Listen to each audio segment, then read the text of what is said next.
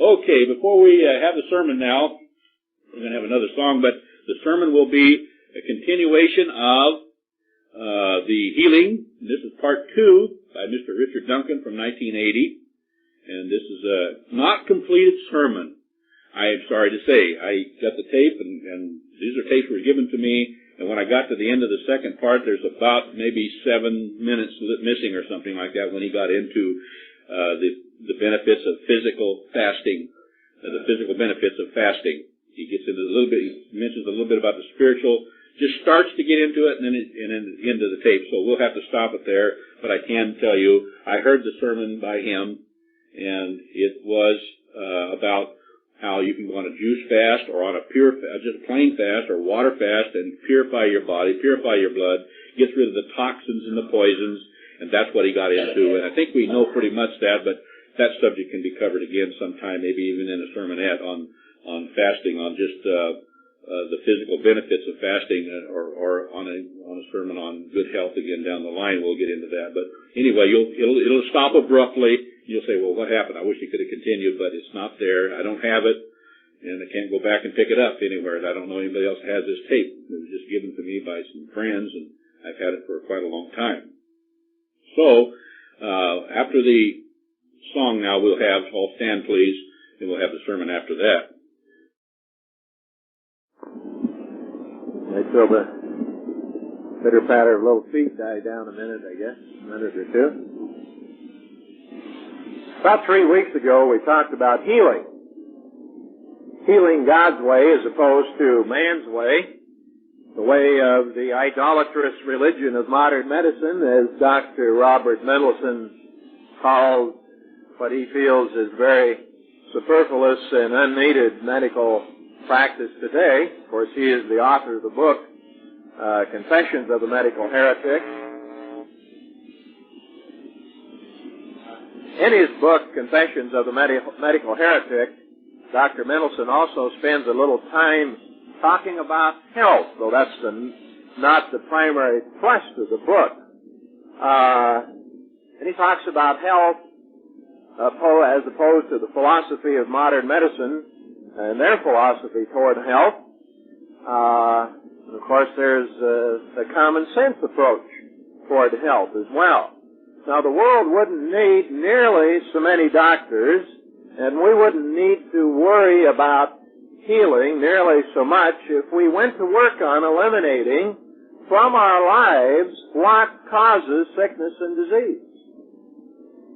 Now, I was really impressed not only with Dr. Mendelssohn's book, but with his overall philosophy in regard to health, as well as avoiding the dangers of modern medicine. In many areas, his viewpoint that he expresses in his book is very similar to what our belief has been in regard to medicine and health. Now, today I want to focus on health. Isn't it far better to maintain good health and prevent disease in the first place, rather than to become sick and have to rely on medicine or healing from God in the second place, should we become ill? Now, I'm not belittling healing or not putting healing down. I don't mean that. If God did not foresee that we would need or that we would become ill sometime, then he wouldn't have made provision for our healing, as we went through last time, about 3 weeks ago. Anyway, open up your Bibles to 3 John, verse 2. God's Word also illustrates or has instructions in it in regard to health principles that will help us, if we follow them, prevent sickness and disease. Now, 3 John, verse 2, expresses God's will and God's desire for us in this particular field. And it says here in verse 2, 3 John, he said, "Dear friend, I pray that you may enjoy good health, and that all may go well with you, even as your soul is getting along well," as the New International Version translates that. So God's will for us is that we enjoy good health. It isn't God's will or intention for us to be sick, even though he knew that sometimes we would be. Now, there are laws that regulate health. There is a cause and effect for all things. Mr. Armstrong, some of the things that he's written in regard to health explained that there, of course, are physical laws that deal with health, and it is a physical sin to break some of these laws, and that the consequences of physical sin is sickness and disease. Now, as we read in the Bible, Matthew chapter 9, few verses of Matthew chapter 9 last time, and that sermon on healing, we saw that Jesus Christ at times healed the sick by forgiving their sins. Now, modern medicine's approach to sickness and disease is only to deal with the effect, only to deal with the symptoms, not the cause. Now, in the United States today, it's interesting, there is a growing concern for health. More books are being written, more people, you might say, are being converted to the view of preventing disease rather than trying to deal with it once you have it. There was one such person on the talk show on KEX last Wednesday night, a man named Carl Mendel, who wrote the Vitamin Bible. And he talks about nutrition and that type of thing. Now, Carl Mendel is a pharmacist and a nutritionalist. His views are almost identical to Dr. Mendelssohn's in regard to the dangers of drugs in modern medicine. He stated that drugs and the like only deal with the effect on that particular program last Wednesday night, not the cause of disease. Drugs cannot remove disease because they don't deal with the cause of it. They're only trying to do away with the symptoms. They're not getting down to what's causing it in the first place. Now, Dr. Mendelssohn says in his book here, Confessions of a Medical Heretic, in regard to modern medicine's approach to sickness and disease, he says on page 220, and he says in regard to modern medicine, he said, there's no way anybody can justify the billions of dollars we spend every year on health care. Because we're not getting healthier as the bill gets higher, we're getting sicker. Spend more money, but it's all spent in regard to dealing with the symptoms, dealing with the effect, not the cause. And as he goes on to say here, modern medicine has succeeded in teaching us to equate medical care with health. It is that equation which has the potential to destroy our bodies, our families, our communities, and our world. Now, he says modern medicine's approach to health has the potential to destroy our bodies, families, communities, and our world. Destroy, not save us. Now, why does he say that anyway? Because of modern medicine, for the most part, the part that he takes exception to, and the world's approach to health is backward. And that's why he says that. Now, he goes on about and talks about this further on pages 240 and 241. He said, if a doctor practices real preventive medicine, his patients are going to be healthier and will therefore require fewer visits to his office. You can see right away that this is contrary as you can get to modern medicine's idea. That's not what they're after in that particular case. Modern medicine is not interested in really preventing disease because that would, of course, cut out its own existence.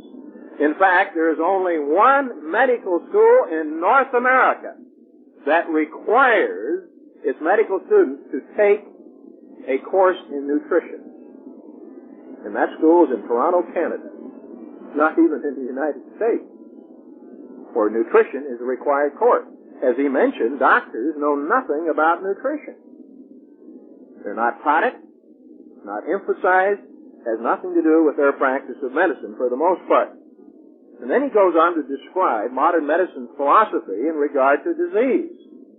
He says on this same page, he said, one of the mechanisms doctors use is the blame the victim game. It's your fault if you're sick. Not because of disease-producing habits you developed and refused to exchange for health-producing ones. They don't tell you that. They don't tell you that you did something that cause you to be sick. That's not their approach. They don't deal with the cause.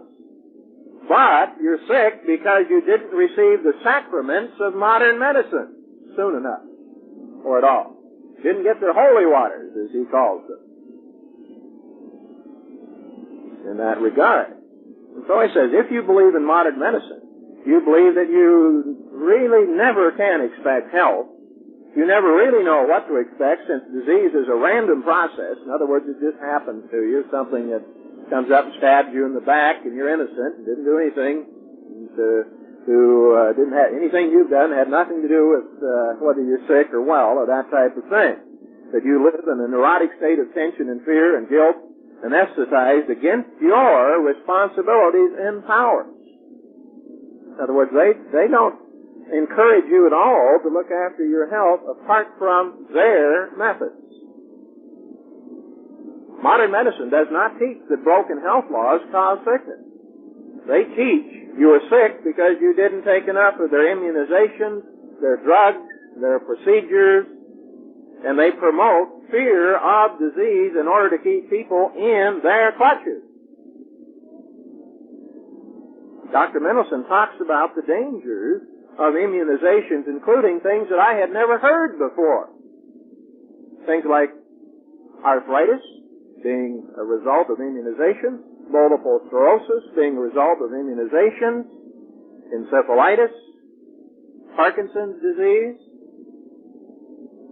When you get older, these type of things. And of course, you heard not too long ago in the great swine flu immunization program, the Guillain-Barré syndrome, where many people got meningitis from taking the immunization against swine flu. And as he explains in his book, that's all a waste of time anyway, because the particular strain of flu that the immunization is,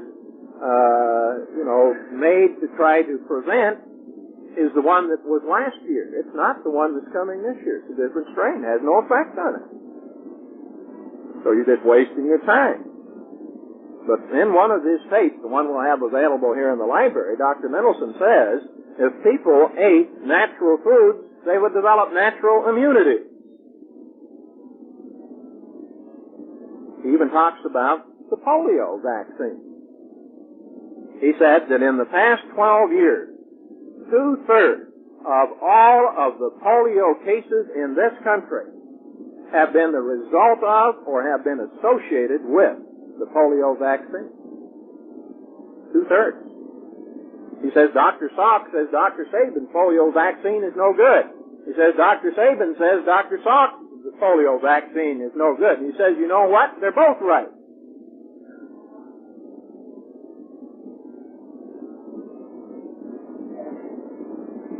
He talks about the natural immunization too.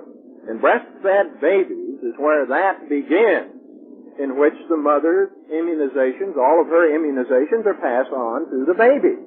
Modern medicine subtly teaches that sickness and disease are inevitable, they're unpreventable.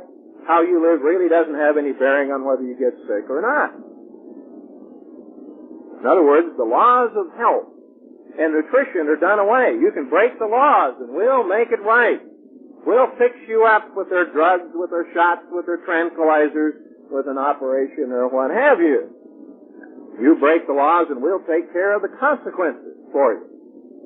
You know, that's Satan's approach to God and Satan's philosophy, that you can break the laws and escape the penalty. No, you can't. And that's what Dr. Mendelsohn says. You can't. And if that were true, you can break the laws and escape the penalty, then there would be no need for doctors, no medicine, no operations, no need for healing. That's not true.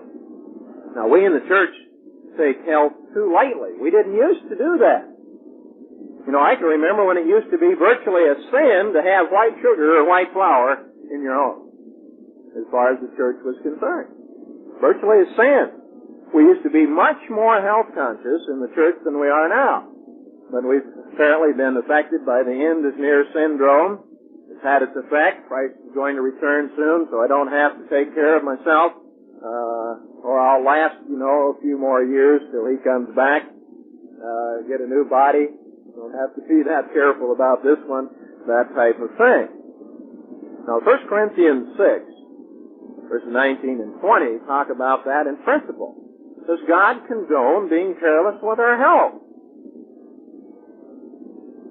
Maybe another thing that causes us to disregard caring for our health is the fact that God heals. So we tend to think, well, if I do get sick, I can be prayed for and healed, and maybe we use that as an excuse to be careless. Now, in such cases, maybe God will wait until we learn our lesson before He heals us. God says here in 1 Corinthians chapter 6, verse 19 and 20, He said, "Do you not know that your body is a temple of the Holy Spirit who is in you, whom you received from God? You are not your own. You were bought by a price. Therefore, glorify or honor God with or in your body." Now, the church is God's temple. We, as members, who God's Spirit is dwelling in, are part of that temple. 1 Corinthians 3, verse 16 and 17 says, I'll just turn over and read that, that don't you know that you yourselves are God's temple, and God's Spirit lives in you or dwells in you? If anyone defiles or destroys God's temple, God will destroy him. For God's temple is sacred, and you are that temple. So this is talking about the fact that God intends for us to obey and live by His physical laws of health that God has set in motion, as well as His spiritual laws. Because how effective we are spiritually is based in part on how healthy, how well, how strong, energetic, so on we are physically too. Now, Dr. Mendelsohn explains his philosophy in this regard on page 260 of his book. And he says, in regard to health, that your first responsibility is to take care of your body and mind. Food is very important, but not food merely in the sense of bread, water, protein, fiber, and vitamins. You must try to eat pure food and drink pure water. You must find out all you can about which foods are best for you, since what goes into your mouth does make a difference in what comes out. In a sense, everything that comes into your life and body as food, whether it's nourishing or whether it's junk food, is the individual's responsibility. In order to determine, to know, to understand, and will determine the self-success in reaching the goal of health. He knows that what determines for the most part whether we're healthy or not depends on what we eat, what we drink, and what we breathe. He doesn't go into nutrition in detail in his book. That's not the purpose of his book. You have to learn, he said, what is good and pure and wholesome food and water, and what isn't. And pure means unadulterated and unrefined, living, not embalmed food things. Not embalmed by the nitrates and the nitrates and the nitrites and all the other ites and preservatives and junk that they put in food and processed food today. And he goes on to say, in page 261, he said, if you believe in modern medicine, you believe that you never really can expect health. You never really know what to expect, since disease is a random process and you live in that state of tension, fear, guilt, anesthetized against your responsibilities and powers. In other words, to regulate your own health. Now, this is basically what we read in 3 John 2. God wishes that we live healthy and happy and long lives. Now, besides the pure water, Dr. Mendelsohn talks about physical and mental exercise. He says, if you spend a lot of time in front of the television, lost in a make-believe world that runs a 4-second to real life, you're wasting the time of your life, time that should be used to nourish yourself and those around you. Choose your food. Try to taste and see and hear and smell and touch things that will add to your supply of life. Our new medicine consecrates activities as well as food. Now, he is in the process of establishing a medical school that will teach the philosophy that he and other doctors have in regard to health and medicine. He says the consecration of activity governs what the individual does with the body and with the mind, the muscles, and the spirit. He's talking about physical and mental and spiritual exercise. All religions have some form of vocation, but the calling from God is usually reserved for those who are going to enter the religion's priesthood. Read 1 Peter 2:9 about our calling in that regard, and that we are called to be a royal priesthood. Our new medicine says that everyone should choose his or her career as if called by God, because in a very real way, everyone does have a vocation. Everyone is called to live a long and happy life. And that's true. And that's what God says His intent and desire is for us. Now, Dr. Mendelsohn, religiously, is a practicing Orthodox Jew. I didn't know that till I listened to the tape, and it mentions that on the tape, that he does not go out and lecture on the Sabbath. He's very strict as far as his belief of the Sabbath is concerned. Of course, along with that would go keeping God's health laws, and of course they have some added health laws of their own that they follow besides. But let's go on to look at some of the biblical laws and principles of health. First, turn to Proverbs chapter 17, verse 22.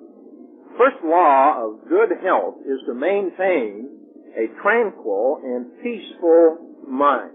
Now, we really covered that law in a sermon a couple of months ago about the mind of Christ. That the mind, the attitude, the frame of mind, the thoughts of the mind has one of the biggest impacts on our health of any single area of life. Proverbs 17:22, we read that before. We'll read it again. It said, "A cheerful heart does good like a medicine, but a crushed spirit dries up the bones." An upset, a confused, a fear-filled, a negative, critical, fault-finding, unhappy, worrying mind causes all kinds of ills of the body, including ulcers, indigestion, hypertension, high blood pressure, heart problems, headaches, eye strain, nervousness, and on and on and on you could go. Just the mental state of mind being in a negative state. And this is a biblical principle. The positive state does good like a medicine. The negative state of mind, the mind that is not tranquil, not peaceful, tears apart the body. Let's turn back to Proverbs 15. Several Proverbs shed light in this particular area of maintaining a tranquil, peaceful state of mind. Several right here in Proverbs chapter 15, verse 1. It says, "A gentle answer turns away wrath, but a harsh word stirs up anger." And of course, anger, wrath, hostility, resentment are negative emotions that also tear down the health. Note verse 4. "The tongue that brings healing is a tree of life. The deceitful tongue crushes the spirit." Gentle words, kind words, inspiring words, uplifting words, praise and encouragement, which spring, of course, from the right attitude, the right mind, the right heart, bring healing. And they're like a tree of life, and they add both quality and quantity to life. They upgrade life and they add length of life both to the giver of those kind of words and thoughts and to the one that receives them. Talking about a positive versus negative effect or frame of mind. I'm dropping down to verse 13. As we read before, "A happy heart makes the face cheerful, but heartache crushes the spirit." And this just goes on, reinforces the fact that the negative, unhappy, upset, turmoil-filled mind crushes the spirit and tears down both mental and physical health. And I keep preaching and preaching on this, and I still hear of people who get all upset emotionally. I hear of family upsets. I hear of people saying unkind things to other people. And I wonder, what in the world do I have to do? How can I get these things across? I'm doing the best I can. I keep, bang, bang, bang, bang, bang, away at these things. And what these things are written for our benefit, for us to profit from. In many, many ways. They're to our advantage to apply these laws and principles of God. Anyway, he goes on in verse 17. He said, better a meal of vegetables where there is love than a fatted calf with hatred. In other words, you can just have kind of a skimpy meal, but if it's pleasant, happy, there's love there, that is far better than a banquet where there is, anger, resentment, turmoil, that type of thing. That type of thing just causes your body to just knot up and actually stops the digestion of food, which adds to physical illnesses as well as family problems. That type of thing. Drugs and alcohol and tranquilizers are not the answer to those things. They don't remove the cause of mental upset and turmoil. It's kind of interesting. Last Wednesday evening on KEX, a woman called in on that talk show and asked Carl Mandel if a tranquilizer she was taking would be harmful to her. Because he was discussing, some of the harmful side effects, various drugs, tranquilizers, and that type of thing. And he said, well, why are you taking this tranquilizer? He says, my nerves are shot. I'm just all strung out, and I'm all uptight and so on, and my neighbor just bugs me something awful. It's my neighbor's fault that I have to take this tranquilizer. Well, he says, well, why in the world don't you do something about that? Why don't you move? Why don't you get the neighbor to move? Get rid of the cause of the problem. Why don't you do that? And she wouldn't do that. She couldn't, I can't do that. And he used that as an example of the fact that people don't want to deal with the cause of their problem. Only the effect. Give me something to make the symptom or the effect go away. Human nature doesn't want to get down to the root of the problem and remove the cause. It wants a ready-made solution, a pill, a drug, a shot, whatever it is to make the symptoms go away. It doesn't want to get down and straighten out what's wrong. The person's attitude, approach, in this case, or whatever. God's way is to do away with the cause of the problem. Put sin out of our lives, in other words. Straighten up our attitude.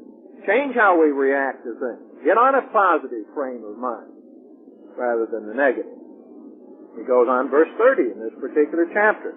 A cheerful look brings joy to the heart, and good news gives health to the bones. Cheerful look, good news, pleasant sight, good reports, whatsoever is good and lovely and pure and noble and true and right and admirable and praiseworthy. Think on these things, says Philippians 4:8. The happy, tranquil, peace and faith-filled mind is probably the greatest source of good health of any one of God's health laws. The major one. Because many doctors have written that up to 90% of the physical ailments that we have started originally with the mind, with upset emotion, negative frame of mind, fear, turmoil, stress, that type of thing. So let's try to live up to that one. It doesn't cost anything. Don't have to go down and buy a pill for it. All we have to do is practice the principles for maintaining a positive attitude that are outlined in the Scriptures. All right, let's go on to the next basic health law. Leviticus 7, verses 22 through 27. Second and most important law of health is to eat, as we read from Dr. Mendelssohn's book here, to eat pure, proper food. Now, the Bible says more about what we shouldn't eat, that is impure and improper, than possibly about what it says we ought to eat. No man has been able to discover what is good for the body as far as nutrition overall. In the areas where man of and by himself couldn't determine what is good and what is not good, God has given some basic instructions. And primarily they have to do with what we shouldn't eat. Now, in this particular regard, Leviticus chapter 7, beginning in verse 22. It said, the Lord said to Moses, say to the Israelites, do not eat any of the fat of cattle, of sheep, or goats. Now notice the emphasis is put on the fat of animals. He doesn't mention the fat of fowl. Now fowl fat is not as foul as the fat of animals, apparently.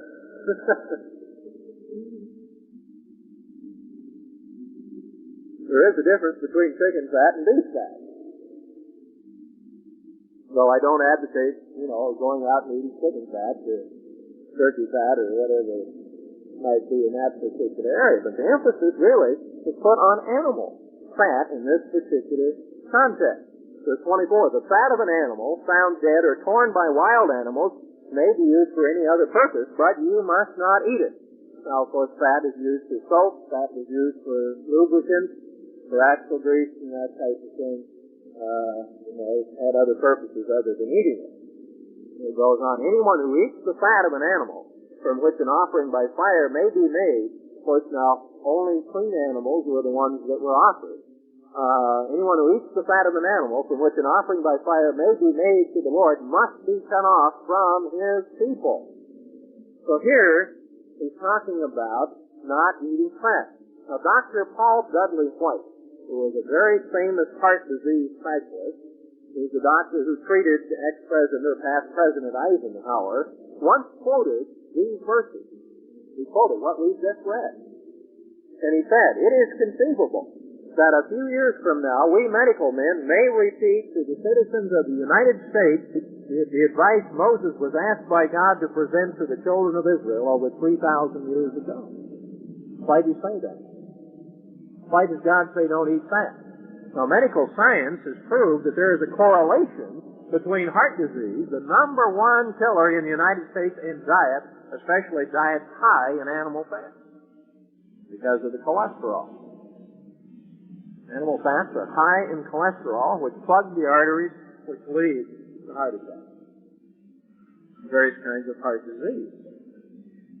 And of the animals that God says are fit to eat, beef is the worst, or the one that's highest in fat, as far as its flesh is concerned, and especially the way that we raise and market beef today, because they really fatten them up today. No, the good old regular hamburger that you and I live on, because we can't buy roast and can't buy the steaks and that type of thing, that regular old hamburger that you buy is 30% fat. Look on the label. Almost 1/3 artery plugging fat in that hamburger. Now, the leanest and the highest priced hamburger is still around 16%. And if you buy that, you just as well buy roast, because roast is just cheap. When you get to the good, the hamburger that's up in maybe the more or less edible range, as far as the fat content is concerned. Now, the Japanese people eat very little beef, and they have very little heart disease. They don't suffer from heart disease like we do. Now, they're importing more of our beef, so no doubt their heart disease rate will go up too. But up until recent times, they have not had heart disease like we do, because they don't eat fat like we do. And I'm convinced that the Israelites ate more goat and ate more sheep and veal than they did beef anyway. So the smaller animals in those days. They couldn't can it, they couldn't freeze it, they might be able to salt it, which, of course, the salt tired on you then, but they had to eat most of it before it spoiled. So they would slaughter the smaller animals for some of the big feasts when there would be enough people, gathered in one place. They could kill the ox and roast the ox, and they could consume that particular ox in a short period of time. Now notice verse 16, 17, and 18 here. Verse 16. This is another reason I feel that they ate only small animals. If, however, his offering, talking about offerings that are made, is the result of a vow or free will offering, the sacrifice. Of course, there were some offerings that the people participated in eating themselves. The sacrifice shall be eaten on the day he offers it, but anything left over may be eaten on the next day. Any meat of the sacrifice left over till the third day must be burned up. If any meat of the fellowship or peace offering is eaten on the third day, it will not be accepted. It will not be credited to the one who offered it, for it is impure.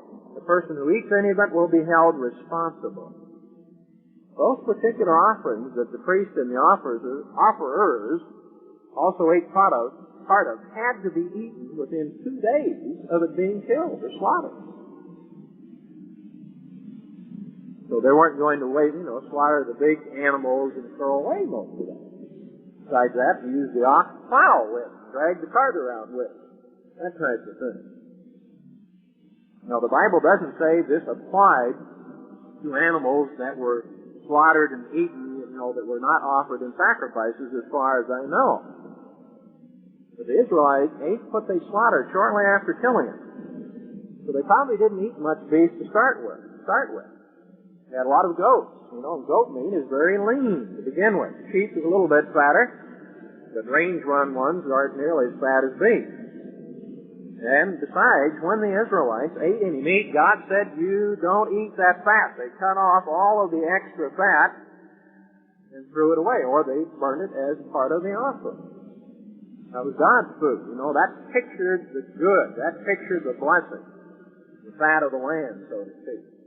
So it was offered to God. Also, it's not fit to eat as far as health is concerned. So what do we do with the fat? We mix it in with a hamburger, hot dog, and bologna, up to 30%, that type of thing. And we wonder why we as Americans are dying off with heart disease. That's verse 26 and 27. He goes on to say here, he said, and wherever you live, you must not eat the blood of any bird or animal. If anyone eats blood, that person must be cut off from his people. So every living, in this particular case, every living creature that was fit for food had to be properly bled before being eaten. Now, many of the Gentiles in those days didn't do that. They even ate of the blood as a religious rite in honor of some false god that they had sacrificed the creature to. Now, today, animals are bled when they're slaughtered adequately, except maybe some modern poultry butchering methods don't do as good a job as they should. They leave more blood in the flesh than they should, really. Now, people did eat, still do eat, blood. Pudding, blood, sausage, sound good? I was in Kiel, right over here on 70, right over here, off of Andreessen the other day, looked at the meat counter, and there they had a big old chunk of blood sausage for sale in there. Well, people still eat that stuff. But God says, don't do that. Don't eat the blood, don't eat the fat. And there are reasons why He says that, because of the toxins and so on in the blood, as well as the fact that blood is a symbol of life, and has to be poured out on the ground. Now, Deuteronomy 14, verses 2 through 21. God gives instructions of what are clean and unclean creatures, and thus fit or unfit to eat. I think we're all familiar with these particular scriptures. Leviticus 11 is the corresponding chapter, says virtually the same thing. Beginning in verse 2, though, he says, that for you are a people holy to the Lord your God. Out of all the peoples on the face of the earth, the Lord has chosen you to be His treasured possession. This is somewhat similar to 1 Corinthians 3:17, 1 Corinthians 6:20, that we are God's temple. We're to glorify God in our bodies. And so in regard to this, God goes on to say, verse 3, do not eat any detestable thing. These are the animals you may eat, the ox or the beast, the sheep, the goat, the deer, the gazelle, the roe deer, the wild goat, the ibex, the antelope, and the mountain sheep. You may eat any animal that has a split hoof, divided in two, and that chews the cud. Now, of course, animals that chew the cud are called ruminants. That is, they have a multi-compartment stomach. They eat the food, it goes in down in the first compartment, it gets all rolled up in a ball, it's fermented, digested, partly regurgitated, they chew on it some more, and then it goes down in the other sections of the stomach, and so on. Now, deer, elk, moose, mountain sheep, mountain goat, antelope, buffaloes, as well as cows, sheep, and goat are all ruminant type of animals. Well, the Jameson, Fawcett, and Brown commentary mentions some interesting observations. It says that these cud-chewing animals, in the process of chewing their cud, this digestive process, remove large portions of any poisonous material that may be in any of the plants or the noxious plants that they may eat. It's a process where the toxins are removed out of the vegetable matter that they eat. And it doesn't go in their flesh. And they point out that this is especially true for cows and goats who throw off the most of this toxic material. Now, those animals' digestive systems were created to remove anything that might be harmful for us so that it's fit for us to eat.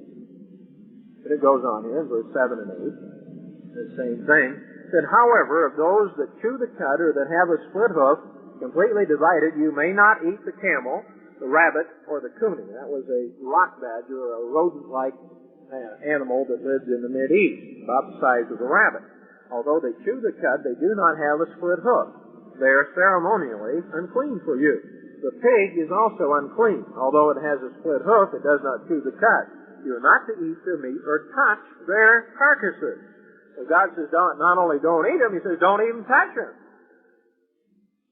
And as the Jameson, Fawcett, and Brown commentary says, and they quote from Whitlaw's Code of Health, that animals such as the pig and the camel, which do not chew the cud, convert their food less perfectly than, of course, the cud chewers, and their flesh is therefore unwholesome from, as the way they put it, from the gross animal juices with which they abound.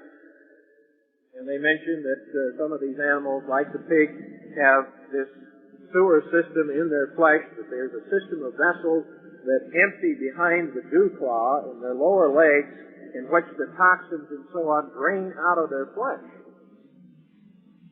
Of course, all that stuff is mixed in with their flesh, too. But he said, and they go on to say that these animals are apt to produce scrofulous disorders.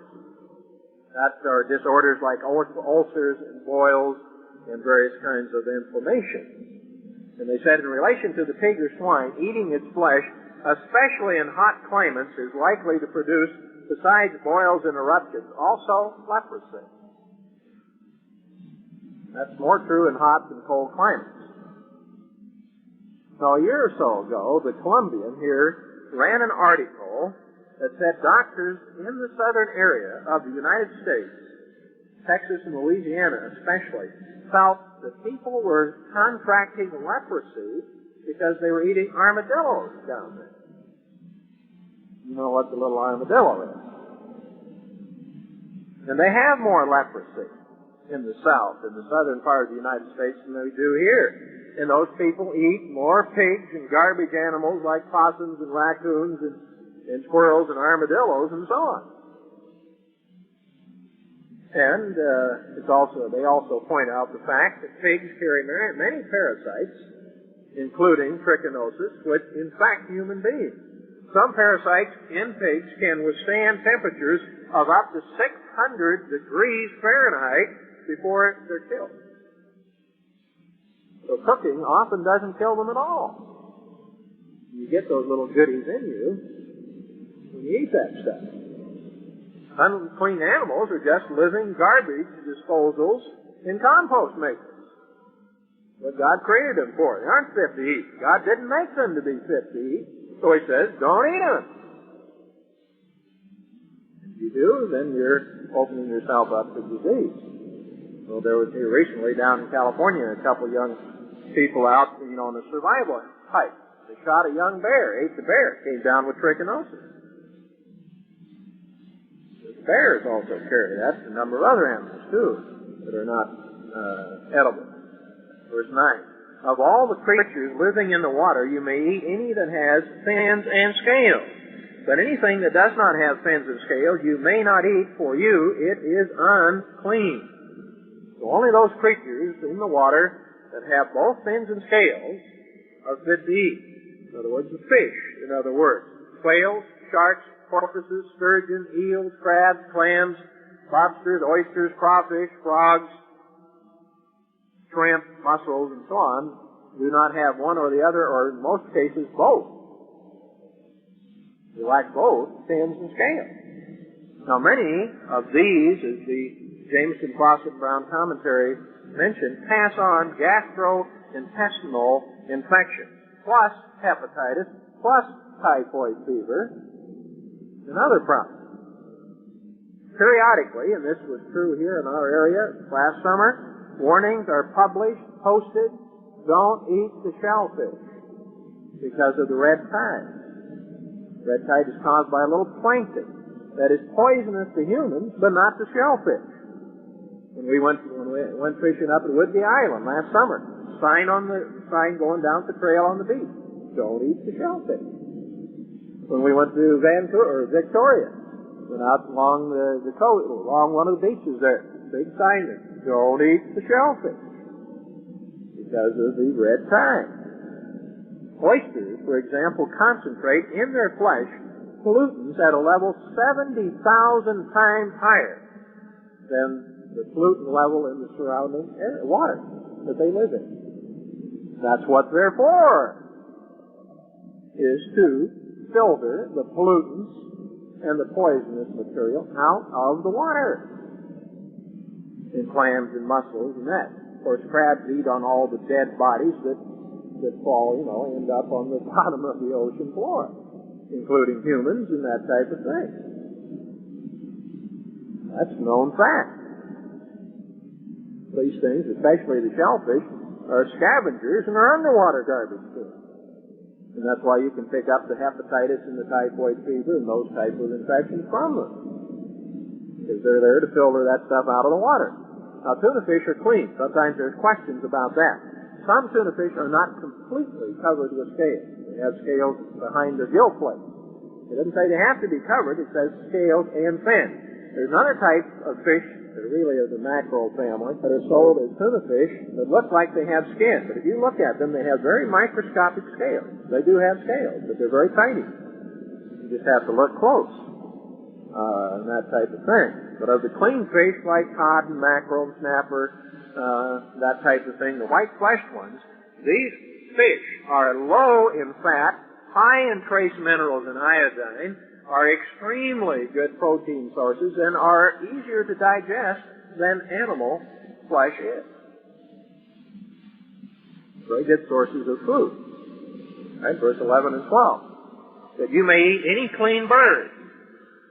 Doesn't specifically say which, but we'll see what the hint is here.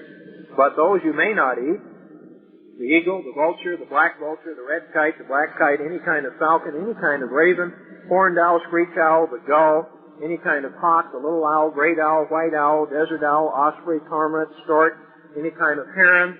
The hopo was a mid-eastern carrion eater type of bird, and the bat. Now, basically, clean animals are clean birds are the birds like the pigeon, the dove, which were offered in sacrifice. And the quail, grouse. Remember, God fed the people of Israel with these birds when they were crying, we want flesh to eat. When they came out of Egypt. Pheasant, chicken, turkey, duck, goose, birds that have both a craw and a gizzard are the type of birds that are clean to eat. The unclean birds are, again, the scavengers and the carrion eaters. And they have an entirely different digestive system. And it doesn't take the garbage and the toxin and the poison out of the material they eat.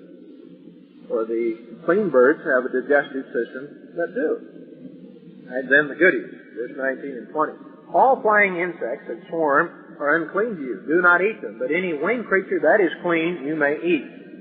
Now Leviticus 11 says that the insects that are clean to eat, are really not, maybe I shouldn't say technically, but they are clean to eat, are the grasshopper and the locust. Now, the Bible says those are edible. And people in the Mid-East area have and do eat them. Now, as for me, I'd rather not. Now, if I was starving to death and that's all I had, I bet I'd give it a whirl.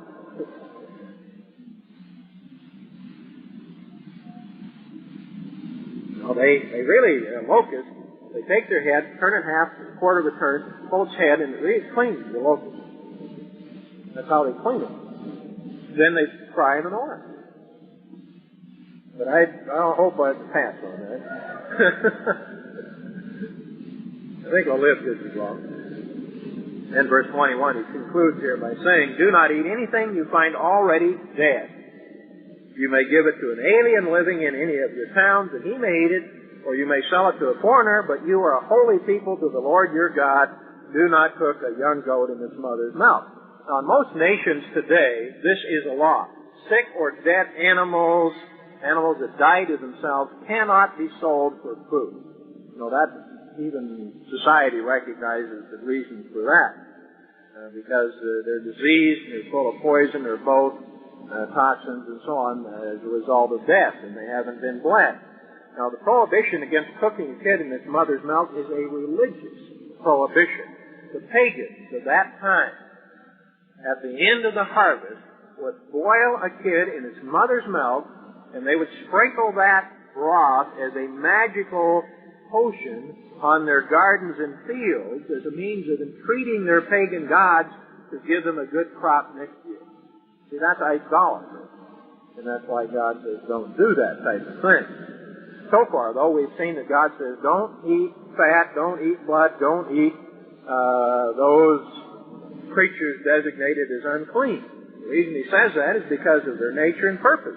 They're scavengers, they're garbage disposal, their flesh is full of parasites, garbage, poison, toxins, and that type of thing. It's not fit for human consumption or health. And that's why God says don't do it. So he tells us what's good and what isn't good in that regard. All right, let's go on to Daniel chapter 1. Daniel lived in a society that had polluted much of what should have been fit to eat, but really wasn't, much like our society today. Now, Dr. Mendelsohn said, as we read, we have to eat and drink pure food and water. And that's the second law of good health, is to eat good, pure food and water. Now, Daniel knew that too. Let's read of his example here, Daniel chapter 1, beginning in verse 3. It said, "Then the king ordered Ashpenaz, chief of his court officials, to bring in some of the Israelites from the royal family and the nobility." Of course, Daniel had been taken captive and carried captive off to Babylon, and this is talking about him and his friends. Excuse me. Young men without any physical defect, handsome, showing aptitude for every kind of learning, well-informed, quick to understand, and qualified to serve in the king's palace. He was to teach them the language and literature of the Babylonians. The king assigned them a daily amount of food and wine from the king's table. They were to be trained for 3 years, and after that they were to enter the king's service. So these people were to be fed, and this included Daniel, as we'll see, from the king's table. Presumably, that was the best food in the nation of Babylon. He ate the best. That's verse 6 through 8. And among these were some from Judah, Daniel, Hananiah, Mishael, Azariah, and the chief official gave them new names. To Daniel, the name Belteshazzar, to Hananiah, Shadrach, to Mishael, Meshach, and to Azariah, Abednego. Of course, these were the three that were thrown in the fiery furnace. But Daniel resolved not to defile himself with the royal food and wine. And he asked the chief official for permission not to defile himself this way. Now, Daniel didn't think that that was the best food, the king's food in the world, did he? Didn't do it. And so Daniel asked permission not to eat of that food. And it goes on here. Verse 9, "Now God had caused the official to show favor and sympathy to Daniel, but the official told Daniel, 'I am afraid of my lord the king, who has assigned your food and drink. Why should he see you looking worse or punier, sicker, weaker than the other young men your age? The king would then have my head because of you.'" In other words, he literally chopped his head off.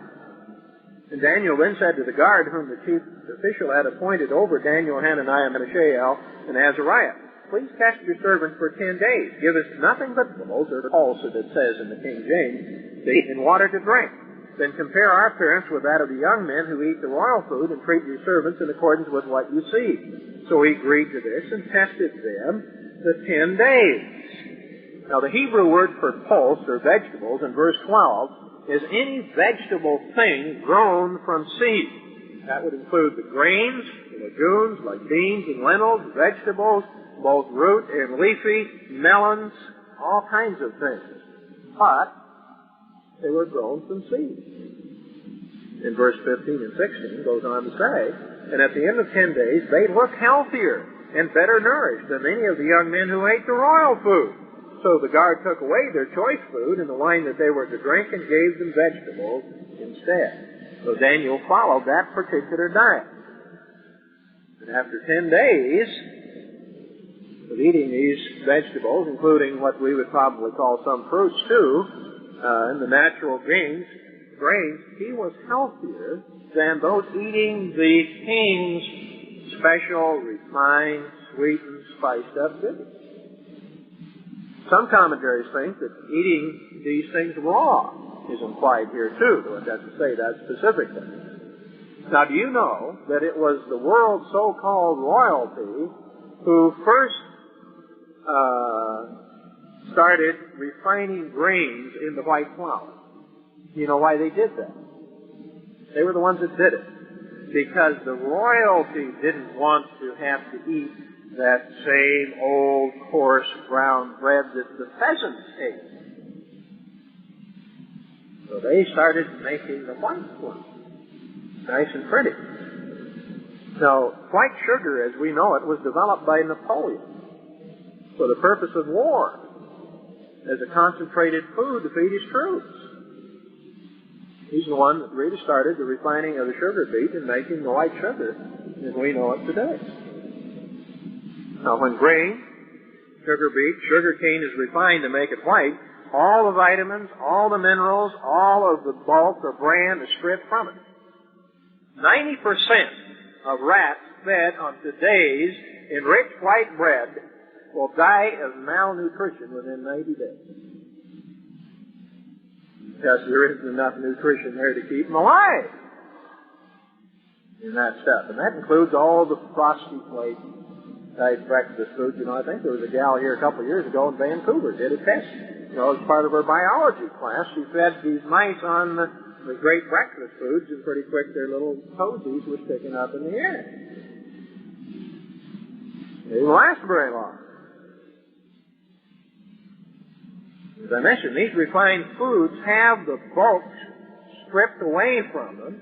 They don't pass through your intestines properly. They just gum up. Take some of that Wonder Bread and you know, just squeeze it and see what you end up with. And you wonder how in the world that would ever get through your intestines. But that's what happens. It gets plugged up down there.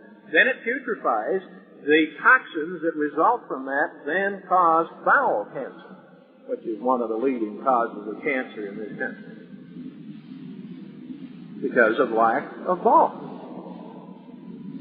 Now, white flour and white sugar are probably the worst two things that you can eat. And yet, what do we do with them? We take them and we mix them together, the white flour and the white sugar, and we make all of our good, gooey pastries and cakes and cookies and all that tastes so good. They kill us. One thing, it makes death pleasant, doesn't it? Not really. You know, and even pasteurized and homogenized milk is a highly refined food and very hard to digest. Pellagra, which is a disease of the skin and break out in the skin and you have digestive disorders, was caused by milling all the B vitamins out of grain. And that's why they had to begin to put some of them back in what we call so-called enriched flour, to keep people from coming down with pellagra. Didn't realize that for a while. Of course, the vitamin E is all stripped out of the grain, which helps keep your heart and blood vessels healthy. Plus, their processed foods are all, you know, burdened down, loaded up with non-food preservatives, which are really poisons. Bread is full of emulsifiers, thickeners, often a byproduct of pulp mills. You know how good a pulp mill smells. Well, after that's gone through the process, they take some of the cellulose, really sawdust, and put it in bread as a thickener. Good stuff. And then they take some of that liquor and make imitation vanilla out of it. That's where your imitation vanilla comes from. And there's buffers and neutralizers and flavorings and colorings, of which some, if not all, cause cancer. Well, I'm sure that the food that Daniel stayed away from was far better than the refined and processed junk food that we have, so readily available today. That if Daniel lived today, he wouldn't even walk in one of our supermarkets, let alone eat much that comes out of it. Now, during World War II, the British people could not get sugar. In fact, we had a hard time getting it here. And by law, their flour had to be 85% whole wheat. And in spite of some of the other shortages of what would be good food, they were healthier at the end of World War II than they were at the beginning of it. Because they couldn't get their hands on junk food. Even though they weren't even eating an adequate diet, at least they weren't tearing their health down with the junk food. That was true in Denmark in World War I. That type of thing. Proverbs 25:27 says to eat honey, a natural sweetener, the best there is, only sparingly. It's Proverbs 25:27. In that regard. Now we ought to eat a lot more fresh vegetables, both leafy and root types. Eat more of them raw or lightly cooked for the needed bulk that keep our bowels clean and help prevent cancer and that type of thing. Now the Chinese really know how to cook vegetables, I think. They just get them nice and hot. They're still pretty crispy and so on. And we ought to eat a lot more whole grain cereals and bread. Now, frozen vegetables are better than fresh, or I should say next best to fresh. Canned vegetables come along a very poor third behind them as far as their nutritional quality. Most canned fruits are embalmed in sugar. Now, there are many good books on nutrition, natural nutrition, that type of thing. You ought to get one to study it. Now, this, I feel, is primarily a wife's responsibility to look after the health of the family. As being a good keeper at home. She's the one that fixes the meals and that type of thing.